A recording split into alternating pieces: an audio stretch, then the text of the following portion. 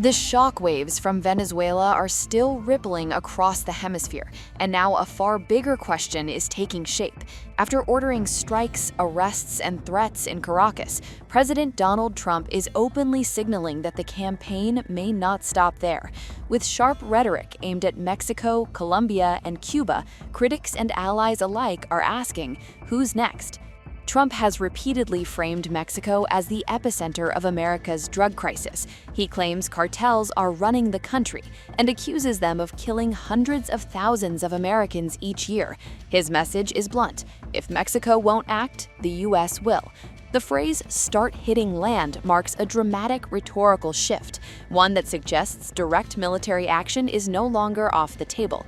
Mexican President Claudia Sheinbaum has publicly rejected U.S. intervention while quietly working diplomatic channels. Trump says she's afraid of the cartels. Sheinbaum counters that cooperation, not invasion, is the answer.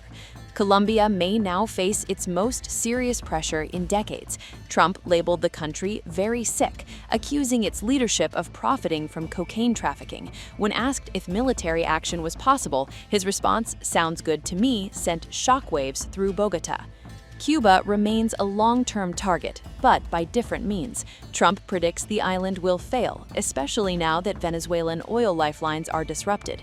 Sanctions, shortages, and power outages already plague daily life. Havana accuses Washington of imperialist barbarism, yet the pressure is unmistakable. Despite economic strain, Cuba's leadership projects calm. President Diaz-Canel dismisses U.S. threats as state terrorism, while seeking new partners in Russia, Iran, and the Arab world. The strategy: survive the squeeze, avoid military confrontation, and wait out Washington. Together, these moves point to a revived U.S. doctrine, one that treats Latin America as a strategic backyard once again.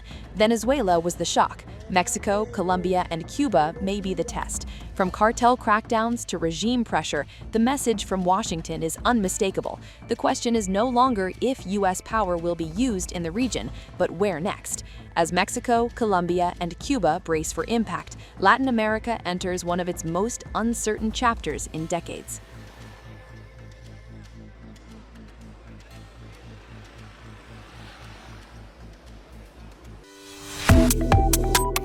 Subscribe to One India and never miss an update.